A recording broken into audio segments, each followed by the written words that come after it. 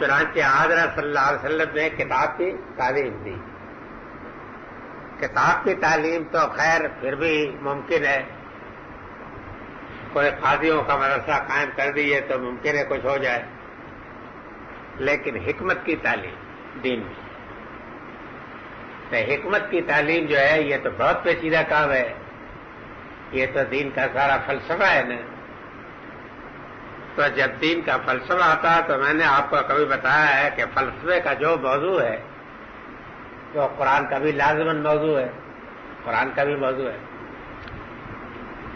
یعنی اس میں آپ کو یہ سارے اجتہاد کے جو اصول ہوتے ہیں نا، جن پر دفاتر آپ کا لکھے گئے ہیں، یہ سب اسی حکمت کے تحت آتے ہیں. اخلاقیات کے اصول، اجتماعیات کے اصول جتنے بھی ہیں یہ سب اس کے اندر آتے ہیں. ایک چیز تو ہوتی ہے کسی متعین فارم میں ایک کام کو انجام دینا، اور ایک ہوتا ہے اس کا اصول اور اس کا ضابطہ کہ جس پر وہ مبنی ہوتا ہے. سمجھا؟ تو صرف قانون نہیں بلکہ فلسفہ قانون کی بھی وہ تعلیم دیتا ہے. تو حضرت صلی اللہ علیہ وسلم کا یہ کام بھی تھا. تو یہ بات بہت ہی عامیانہ قسم کی ہے کہ یہ سمجھ لیا جائے کہ حضرت کا تعلق ہمارے ساتھ وہ ہے کہ جو ڈاکیے کا اور مکتوب علیہ کا ہوتا ہے، یہ نہیں ہے. بلکہ آپ ہمارے مزکی بھی ہیں، معلم بھی ہیں، اور معلم میں کتاب حکمت ہے، سب کچھ ہیں. سمجھا؟ اور اس کام کو اس درجے تک کرنا اس کے فرائض میں سے دنیا سے جانے سے پہلے کہ جس کے بعد اس کام کے جاری رہنے میں کوئی رکاوٹ نہ ہو. بے شک اسلام کوئی خودکار نظام تو نہیں ہے کہ اپنے آپ چلے گا، لوگوں ہی کا چلانا ہوگا، لیکن یہ ہے کہ کیا چیز چلانی ہوگی وہ اس میں بتاتی جائے گی. اس وجہ سے یہ خیال بالکل باطل ہے نا؟ باطل ہے، یہ نہیں ہو سکتا.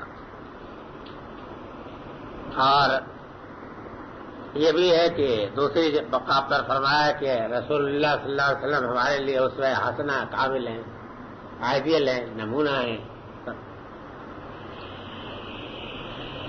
فاذکرونی اذکرکم واشکروا لی ولا تکفرون.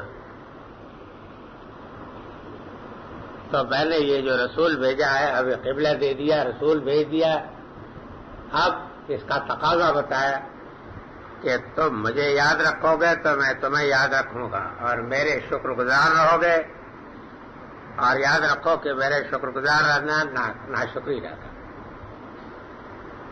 تم مجھے یاد رکھو گے تو میں تمہیں یاد رکھوں گا. یہ تو اصل حقیقت ہے. خدا تو کسی کو چھوڑتا نہیں، بندہ چھوڑتا ہے خدا کو. سمجھا؟ لیکن بندہ جب تک خدا سے وابستہ ہے تو خدا کا معاملہ جو ہے بالکل بے داغ ہے. اس کے متعلق کوئی شک، کوئی اندیشہ نہیں کیا اس طرح کہ وہ کبھی ہمیں چھوڑ دے گا.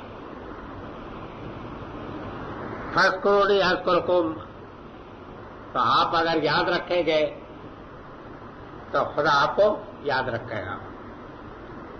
آپ کا یاد رکھنا خدا کو کیا ہے؟ سبحان اللہ الحمدللہ نے یہ بھی ہے، لیکن یہی نہیں، بلکہ خدا نے جو آپ کو احکام دیے ہیں، جو آپ کو ضابط زندگی دیا ہے، جو کتاب دی ہے، جو اصول زندگی بتائے، ان تمام کو بڑی مضبوطی کے ساتھ پکڑے رکھنا، یہ یاد رکھنا. سمجھا؟ اور خدا کو یاد رکھنے کیا وعدے ہے کہ خدا نے اپنی شریعت کے اوپر چلنے والوں کے لیے جو وعدے کیے ہیں دنیا میں یا آخرت میں، وہ اللہ تعالیٰ ان کو ہر فرق پورا کرے گا. یہ سمجھا؟ یہ یاد جو ہوتی ہے، جو سبحان اللہ الحمدللہ سے چلتے پھرتے جو دیا ہے، یہ اصل مقصد کی یادداشت کے لیے ہے. اصل مقصد اگر آپ فراموش کر دیں تو پھر اس کے بعد یہ چیز بالکل بے سود ہو جاتی ہے. یہاں یہ صاف معلوم ہوتا ہے کہ اذکرونی کا کیا مطلب. یہ مطلب تو نہیں ہو سکتا کہ سبحان اللہ پڑھتے رہو.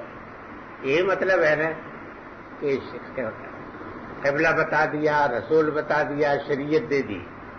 اب یاد رکھنے کے معنی یہ ہے کہ یہ سب تمہارے پاس امانت ہے ان تمام چیزوں کا پوری طریقہ سے اہتمام رکھنا کہ خدا نے جو ذمہ داری ڈالی ہے ان ذمہ داریوں کو پورا کرنا، یہ مطلب ہے۔ اور خدا کا یاد رکھنا یہی ہے کہ اللہ تعالیٰ سب وعدے پورے کرے گا، کبھی کسی وعدے میں ذرا بھی کمی نہیں ہوگی، اور اس سے زیادہ وہ کرے گا کہ جتنی ہم اور آپ امید کر سکتے ہیں، یا جتنا الفاظ سے معلوم ہوتا ہے اس سے بہت زیادہ وہ پورے کرے گا۔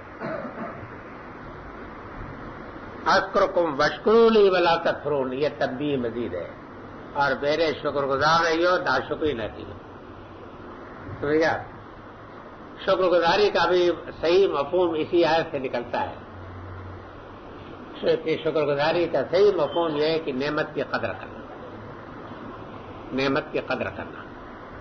اور نعمت کی قدر کیا ہوگی کہ قرآن جو دیا ہے تو یہ کہیں چوم کر کے کسی چبوترے پر لے جا کر کے چوراہے پر رکھ دیجیے، یہ قرآن کی قدردانی نہیں ہے۔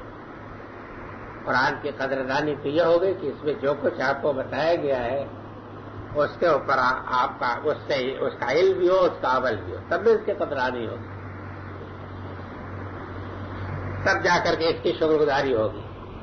اور اس کے ساتھ فرمایا کہ ولا تکفرون، میری ناشکری نہ کیجیے، بڑی تنبیہ ہے۔ مطلب یہ ہے کہ اگر تم نے یہ کیا تو تمہارا حشر بھی وہی ہوگا کہ جو میں یہود کو برخاست کیا نا اس سورہ میں، تو بس وہی تمہارا بھی حشر ہوگا۔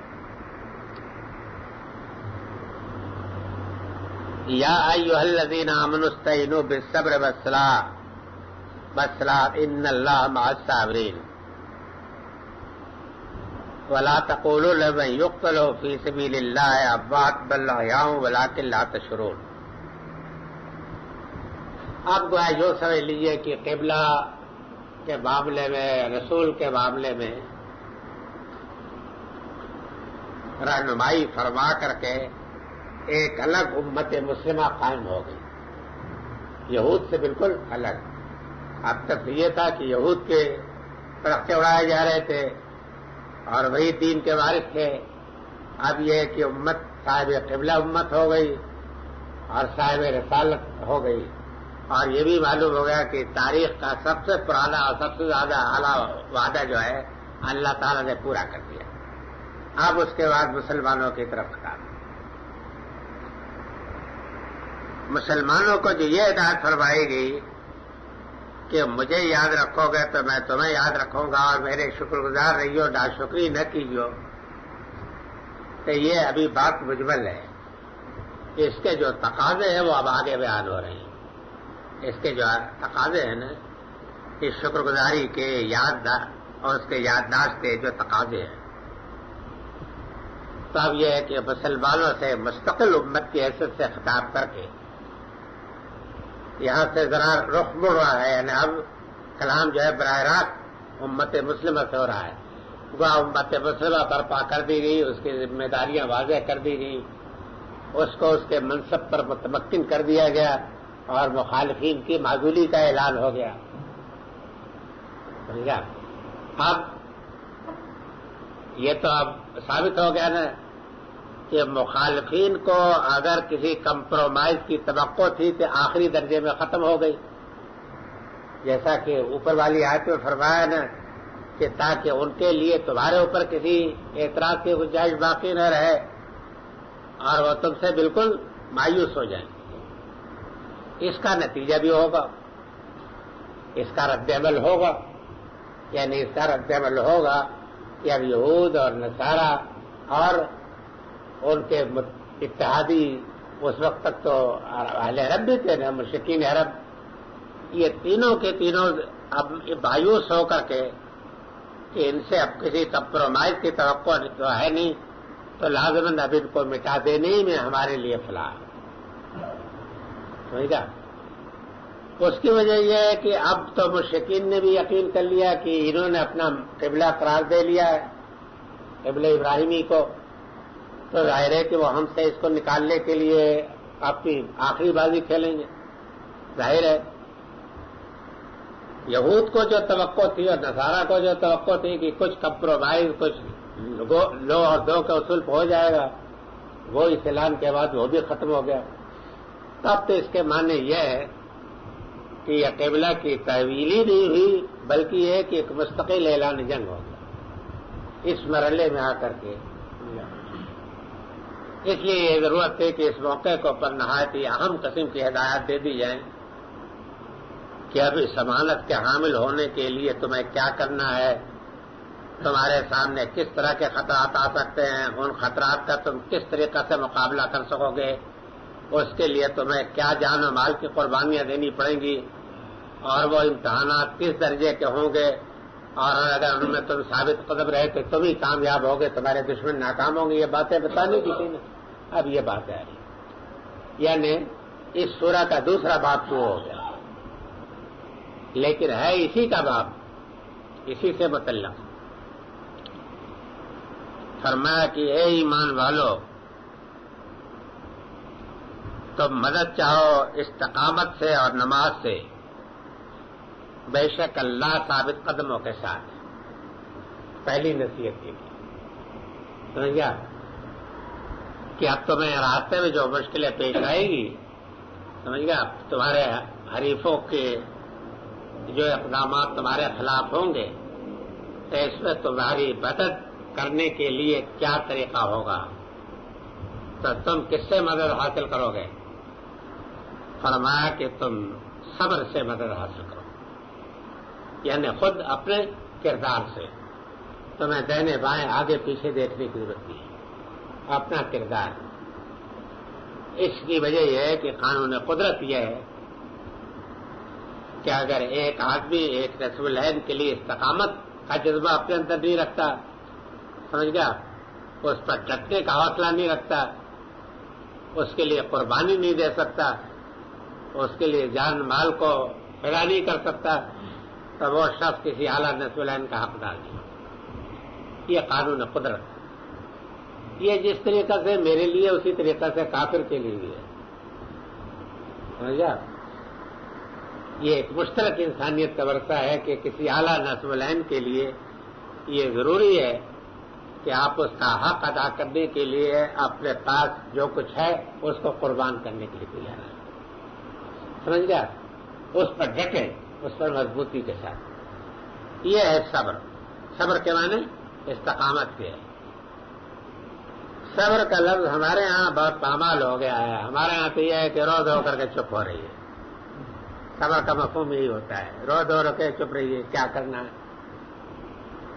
ایک وراثی کو چودھری نے مارا تو اس کی بیوی نے تانا دیا کہ دے سٹو، تجھ کو مارا تو نے کچھ بھی نہیں کہا، تو اس نے کہا اب مارے تو میں دیکھوں۔